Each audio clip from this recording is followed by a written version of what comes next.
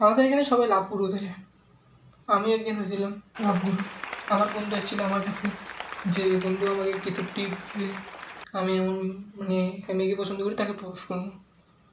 আমিও তাকে টিপস দিয়েছিলাম চেন দিতে, সাথে সাথে অ্যাকসেপ্ট। সে, আমি মনে করছি সে স্বর্ণের চেন দিবে, বেশি হলে সিটি গোল্ডের দিবে, কিন্তু সে দিছে সাইকেলে। হ্যাঁ, পরবর্তীতে থাপ্পড় গেছে, কিন্তু আমার কাছে জানা নেই। আমি তাকে একটা কথা বলছি যে তোর বাবার ব্যবসায়ী, তুই যতদিন দোকানে বসস ততদিন হিসাব মিলে না, যেটা মিলে না সেটা তোর পকেটে দেয়,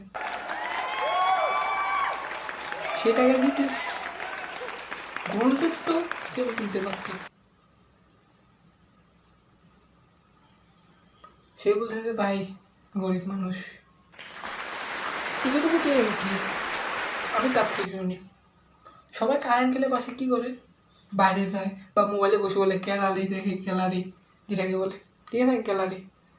আর আমি কারেন্ট গেলে যাই দোকানে, যাই একটাই টাইম পাস করি যে আঙ্কেল আজকে আলু কত করি, আঙ্কেলও একটা কথা বলে আজকে আলু 20 টাকা। আমি তার সাথে আধা ঘন্টা ধরে সেটাই বলেছি, ওই দোকানে বেঁচে 10 টাকা, আপনি বলেন 20 টাকা। এরকম আধা ঘন্টা ধরে টাইম পাস করি, আধা ঘন্টা 1 ঘন্টা টাইম পাস করার পরে কারেন্ট আসবে, একটা কথা বলবো আঙ্কেল 2 টাকার একটা চকলেট টাইম।